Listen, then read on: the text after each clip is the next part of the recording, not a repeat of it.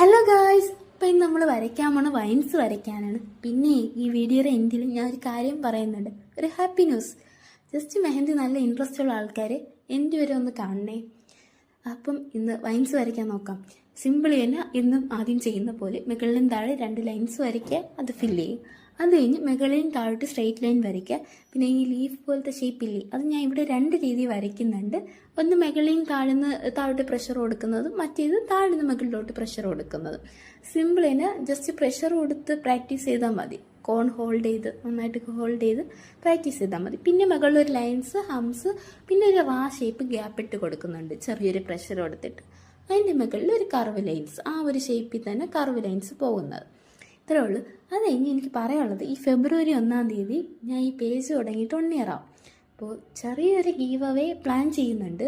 അതിൻ്റെ കൂടുതൽ details announce ചെയ്യാം പിന്നീട്. അപ്പോൾ ഇഷ്ടമാണെങ്കിൽ അതൊന്ന് ഫോളോ ചെയ്ത് വയ്ക്കുക പേജ്.